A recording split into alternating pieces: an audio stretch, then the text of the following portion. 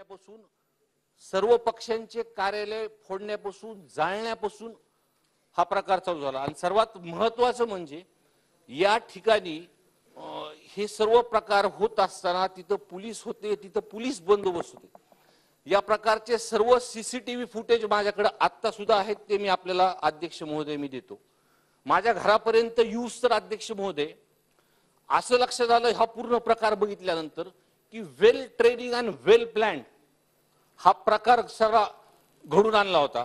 कोणका जेव्हा घरी हे काही समाजकंटक काही ह्यांनी हा प्रकार जेव्हा चालू केला अध्यक्ष महोदय, त्यांनी प्लॅनिंगनी घराच्या लाईटीचे कनेक्शन तोडले, पाण्याचे कनेक्शनचे पाईपचे त्यांनी कनेक्शन तोडले आणि माझ्याकडे त्याचं सीसीटीव्ही फुटेज आहे अध्यक्ष महोदय। हा प्रकार चालू असताना तिथं पोलीसची एक गाडी माझ्या गेटच्या बाहेर उभी आहे आणि हे लोक आल्यानंतर ती पोलीसची गाडी ही बाजूला सरकली आणि सर्वात महत्त्वाचं की माझ्या घराचं गेट म्हणजे रस्ता ओलांडल्यानंतर पोलीस मुख्यालय साहेब अध्यक्ष महोदय, म्हणजे तिथं रिझर्व्ह फोर्स तिथं असते, सगळी पोलीस यंत्रणा दंगल पथक तिथं उपस्थित असतं आणि हे प्रकार झाल्यानंतर पोलिसाची गाडी तिथून निघून जाते साहेब। आणि एफआयआर ची कॉपी माझ्याकडे आहे साहेब। त्या एफआयआर च्या कॉपीमध्ये तिथं पोलिसांनी जी फिर्याद दिली त्या फिर्यादीमध्ये असं सांगितलं की तिथं बुलेटच्या गोळ्या चालवल्या किंवा धुराच्या कांड्या तिथं आपल्याला चालवल्या, पण त्या सीसीटीव्ही फुटेज मध्ये असला कोणताही प्रकार तिथं झालेला नाही। हे क्लिअरपणे म्हणजे शहरामध्ये जेवढे फुटेज हा प्रकार जिथं जिथे झाला हे तिकडे सगळीकडे झाले साहेब। आणि पूर्ण 1 तास माझं घर जळत होतं, माझे कुटुंब आतमध्ये होतं। माझा लहान मुलगा वारंवार मला फोन करत होता की बाप्पा तुम्ही लवकर या, लवकर या, आपल्या घर जळतंय, आपल्या घरात बॉम्ब टाकतात। अध्यक्ष महोदय, आमदार म्हणून मी सर्वांना हा प्रश्न विचारतो की आपल्या घरावरती आपल्या मतदारसंघामध्ये अशी जर परिस्थिती निर्माण झाली असती आणि आपण घरी नसतो आणि पोलीस प्रशासनाला आपण वारंवार फोन करतोय पण साधं तिथं सायरन सुद्धा वाजलं नाही अध्यक्ष महोदय, आणि 1 घंट्यानंतर सगळं घर जळाल्यानंतर कसं बसं माझं कुटुंब त्या परिस्थितीतून वाचलंय अध्यक्ष महोदय। बरं, हे झाल्यानंतर सर्वात महत्त्वाचं की मी जे तुम्हाला म्हणले की हे वेल प्लॅन्ड होतं, हे जे मुलं चालत होते हे काही म्हणजे हे 7 ते 8 तासामध्ये हे शहरामध्ये पायी चालत होते अध्यक्ष महोदय। म्हणजे एका ठिकाणून दुसऱ्या ठिकाणावर जायला हे काही मोटरसायकलवर जात नव्हते अध्यक्ष महोदय आणि पोलीस प्रशासन त्यांच्या सोबत चालत होतं।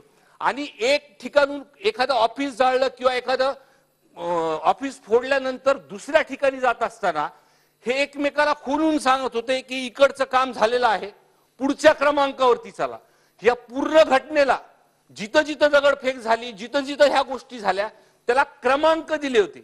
म्हणजे हे त्यांनी त्यांच्या अंगावरती सॅक लावले होते, तिथं पेट्रोल बॉम्बचा उपयोग झाला, फॉस्फरस बॉम्बचा उपयोग झाला। माझ्यानंतर हे गेल्यानंतर जयसिंग काका सोळुंकेंच्या घरी गेले अध्यक्ष महोदय, त्यांचं घर सुद्धा जाळलं। मी तिथं सुद्धा परिस्थिती बघण्यासाठी मी तिथं गेलो होतो। अहो, त्यांच्या घराची परिस्थिती वाईट होती। मला सांगा, त्यांचं मंदिर सुद्धा तोडलो, मंदिर सुद्धा तोडत असतात हे लोक। त्याच्यानंतर ते शिवाजीदादा पंडित त्यांच्या घरी गेले, त्यांचे कार्यकर्ते तिथं जमले, त्यांच्या सुद्धा तिथं तुफान दगडफेक झाली। दगडफेक झाल्यानंतर सुद्धा माझ्या कानावरती असं आलं की ते लोक गेल्यानंतर तिथं धुळाच्या कांड्या चालल्या। त्याच्यानंतर ते बस स्टँड मध्ये गेले, बस स्टँड मध्ये बसच्या तोडाफोडी केल्या। हे सर्व करत असताना ते पायी चलत शेवटी सिव्हिल हॉस्पिटल मध्ये गेले। मला वाटतं 8:30-9चा प्रकार, तिथं सगळ्यांनी चेहरे धुतले आणि चेहरे धुवून आपल्या आपल्या पद्धतीने तिथून निघून गेले अध्यक्ष महोदय। आणि ह्याचे सगळे फुटेज, ह्यांच्या गाड्या कुठून येतात, गाड्याचे नंबर काय आहेत। बरं, ह्याच्यानंतर ह्या सर्वांना अध्यक्ष महोदय अटक झाली। अटक होऊन सुद्धा 20-22 दिवस झालेत अध्यक्ष महोदय, पण कोणत्याही पद्धतीचा तपास, खरं तर हे सगळे कोऑर्डिनेटर आहेत, गृहमंत्री साहेब हे सगळे कोऑर्डिनेटर आहेत, एकमेकाला फक्त हे कोऑर्डिनेट करून सांगत होते की या नंबरवर चला आणि त्या नंबरवर चला।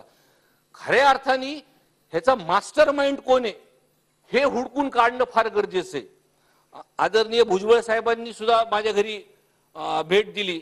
भुजबळ साहेब, आपले कौटुंबिक संबंध आहेत आणि आपण घरी भेट दिली, आपण माझ्याबद्दल बाहेर सुद्धा बोलले, पण मी प्रामाणिकपणे सांगतो अध्यक्ष महोदय, मी ह्याचा सर्व एक आमदार म्हणून, लोकप्रतिनिधी म्हणून ह्या सर्व प्रकारचं बारकाईने जेव्हा बघितली, त्याच्यानंतर मला हे लक्षात आलं की ह्या घटनेमध्ये मराठा समाजाच्या आंदोलकांचा कुणाचाही संबंध नाही किंवा इतर समाजाच्या कुणाचाही संबंध नाही। हे जेव्हा सीसीटीव्ही फुटेज मध्ये काही लोकांचे चेहरे आले किंवा शहरामध्ये हे गावगुंड फिरत असताना जे लोकांनी बघितलं, त्यांच्या चेहऱ्यावरून लक्षात आले हे कुणाशी ना कुणाशी निगडीत आहेत अध्यक्ष महोदय। आणि जेव्हा ह्यांचे कॉल रेकॉर्ड किंवा ह्यांचे सगळे रेकॉर्ड जर काढले, ते हे त्या घटनास्थळी कुणाला बोलले हे पूर्णपणे लक्षात येतं। अध्यक्ष महोदय, हा फक्त माझ्या घराचा किंवा मतदारसंघाचा विषय नाही। बीड शहरामध्ये, बीड जिल्ह्यामध्ये हा प्रकार झाला, हा पूर्ण महाराष्ट्राने बघितला। आणि हा प्रकार झाल्यानंतर समाजामध्ये ओबीसी आणि मराठा समाजामध्ये तेढ निर्माण करायचं काही लोकांनी प्रश्न केला। पण माझं घर चाललंय, माझं कुटुंब अडचणीत होतं, माझा लहान मुलगा अडचणीत होता साहेब, मी या विषयामध्ये खोटं बोलणार नाही। माझी विनंती आहे भुजबळ साहेबाला की भुजबळ साहेब, आपण माझं झाल्यानंतर आपण या विषयामध्ये ह्याच्या खोलापर्यंत गेलो पाहिजे, ह्या कोऑर्डिनेटर कडून ह्याचे मास्टर माइंड काढले पाहिजे आणि ह्याचा तपास खालपर्यंत गेल्यानंतर पूर्ण महाराष्ट्रासमोर चित्र आलं पाहिजे आणि आपण ह्याची न्यायालयीन म्हणजे चौकशी ही आपण मागावं, ही माझी विनंती आहे। गृहमंत्री साहेब, मी एक आमदारांनी सभागृहातल्या सगळ्या आमदारांसमोर ही कळकळीची विनंती आहे की ते 7-8 तास माझं मतदारसंघात माझे घर जेव्हा जळत होतं, प्रत्येक व्यापाऱ्याचे दुकान जेव्हा फुटत होते, ती मी परिस्थिती बघितली।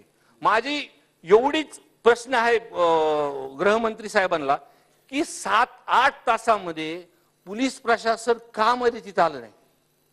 एक प्रकरण मी बघितलं, मुख्यमंत्री साहेबांचा एक व्हिडिओ बघितला, एक बातमीमध्ये बघितलं की खडसे साहेबांची तब्येत खराब झाली तर त्यांनी एअर ॲम्ब्युलन्स तिथं पाठवली आणि माझं शहर आणि माझं घर 7-8 तास जळत होतं, पोलीस मुख्यालय माझ्या समोर होतं, पोलिसाची गाडी माझ्या घराच्या दारात होती, पोलीस शहर फुटत असताना त्या सीसीटीव्ही फुटेज मध्ये सगळीकडे पोलीस आहे। कशामुळे पोलीस प्रशासनाने ह्या संदर्भात खऱ्या अर्थाने मला पोलीस प्रशासनावरती टीका करायची नाही। मी का आतापर्यंत मी बघितलंय की आम्ही जेव्हा पण त्यांना कोणतेही प्रकरण सांगतो ते एकदम पुढाकाराने आम्हाला मदत करतात। पण माझा प्रश्न असा आहे की त्यांचे त्या 7-8 तासासाठी कुणी त्यांचे हात आवरले? दुसरा विषय, आपण या विषयामध्ये गृहमंत्री साहेब, आपण न्यायालयीन चौकशी लावणार का? आणि ह्या कोऑर्डिनेटर जे आहेत ह्यांचे सीडीआर वरतून ह्यांचे मास्टर माइंड आपण काढणार का? एवढा माझा प्रश्न आहे। सन्माननीय उपमुख्यमंत्री महोदय। सन्माननीय अध्यक्ष महोदय, खरोखर एकूण ही जी घटना या ठिकाणी घडलेली आहे ही अतिशय गंभीर घटना आहे आणि अशा प्रकारे मॉबनी जाऊन लोकप्रतिनिधींचे घर जाळणे, त्यांना टार्गेट करणं आणि जवळपास सगळ्याच पक्षाच्या लोकांवर त्या ठिकाणी त्यांनी टार्गेट केलेलं आहे। आमच्या भाजपचे अध्यक्षाचं ऑफिस त्या ठिकाणी त्यांनी झालं, राष्ट्रवादीचं झालं, दोन्ही राष्ट्रवादीवर हल्ला झाला, दोन्ही शिवसेनेच्या गटांवर त्या ठिकाणी हल्ला झाला, सगळ्यांवरच हल्ला त्या ठिकाणी झालेला आहे।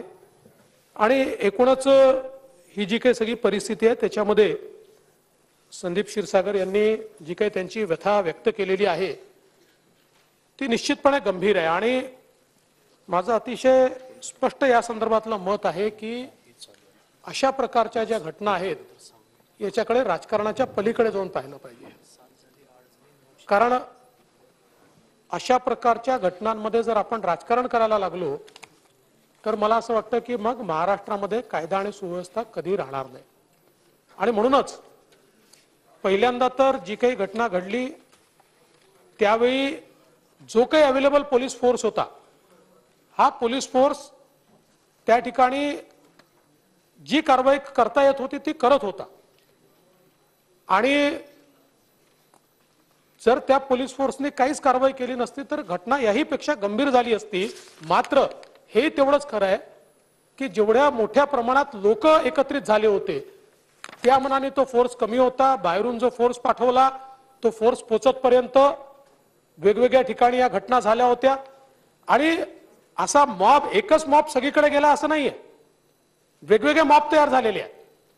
आता जे काही आपण त्याची तपासणी केली, काही लोक कॉमन दिसत आहेत, म्हणजे 3-4 लोक असे आहेत जे 2-3 स्पॉटवर आहेत, 3-4 लोक, काही लोक असे आहेत ते 4 स्पॉटवर आहेत, पण प्रत्येक स्पॉटवर वेगवेगळे लोक देखील त्या ठिकाणी आपल्याला मोठ्या प्रमाणात पाहायला मिळत आहेत.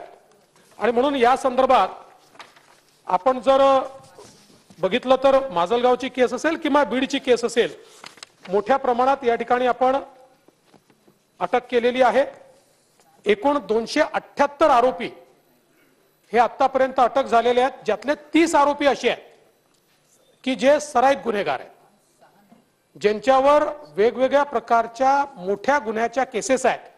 असे सराईत गुन्हेगार याच्यामध्ये 30 आहेत. आणि अजूनही माजलगावच्या केसमध्ये 40 गुन्हेगार हे फरारीत आहेत, त्यांचा शोध घेणं चाललाय. बीडच्या गुन्ह्यामध्ये म्हणजे जे वेगवेगळे गुन्हे झाले 61 गुन्हेगार हे अजूनही त्या ठिकाणी सापडलेले नाहीत, त्यांना शोधण्याचा प्रयत्न चाललेला आहे.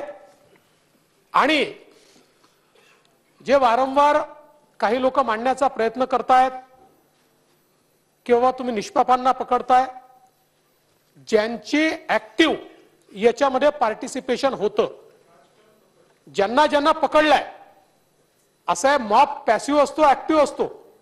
मॉब तर 5000 लोकांचा देखील असू शकतो, पण ते सगळे 5000 लोक पकडलेले नाही आहेत. ज्यांच्या विरुद्ध सबळ पुरावा आहे, जे लोक हे सगळं करताना दिसतायत आणि मेजर लोकांच्या विरुद्ध सीसीटीव्हीचं फुटेज आहे, पण आपल्याकडे तिथे सीसीटीव्हीचं कव्हरेज असं नाही आहे की ज्याच्यामध्ये 360 डिग्री आपल्याकडे कव्हरेज येईल. जसं प्रकाशदादांच्या घरी जे जाळायचा प्रयत्न करत होते त्यातल्या एका मॉबने सीसीटीव्ही फोडून टाकलाय, त्यामुळे त्याचं काही आपल्याकडे फुटेजच नाहीये. तर केवळ फुटेज नाही, तर ज्यांना आता आरोपींना पकडलं, या आरोपींची चौकशी झाली, त्यांचे व्हॉट्सअपचे मेसेजेस कोणी कोणाला काय एक्सचेंज केलेले आहेत, टेक्स्ट मेसेजेस कोणी कोणाला काय एक्सचेंज केलेले आहेत, प्रत्येकाचं मोबाईल लोकेशन काय हे त्या ठिकाणी बघितलेलं आहे. आणि मग ज्यांच्या ज्यांच्या विरुद्ध पुरावे मिळालेले आहेत अशा लोकांना या ठिकाणी अटक केली आहे. आणि हे जे मी सांगितलं, अजून 101 लोक, 61 लोक बीडचे आणि 40 लोक माजलगावच्या केस मधले, या लोकांच्या विरुद्धही सबळ पुरावे, त्यामुळे त्यांना देखील अटक या ठिकाणी करण्यात येणार आहे. आणि आपण या ठिकाणी जे सांगितलं हे खरं आहे की पोलिसांची कारवाई याही पेक्षा जास्त व्हायला हवी होती, पण दुर्दैवाने पोलिसांची संख्या आणि जे दंगलखोर लोक होते त्यांची संख्या, या संख्येत एक मोठा फरक होता. आणि म्हणून त्या ठिकाणी नवीन फोर्स जो पाठवला, तो फोर्स पाठवतपर्यंत हे काबूमध्ये आणणं कठीण गेलं, हे देखील तितकंच सत्य आहे. दुसरं असं आहे की आता आम्ही हेही तपासून पाहतो की हे प्लॅन्ड होतं का, याच्यामध्ये अशा प्रकारचे जे काही हल्ले आहेत हे ठरवून त्याची तयारी करून या संदर्भात अशा प्रकारचा हल्ला केलाय का, लवकरच ते देखील लक्षात येईल.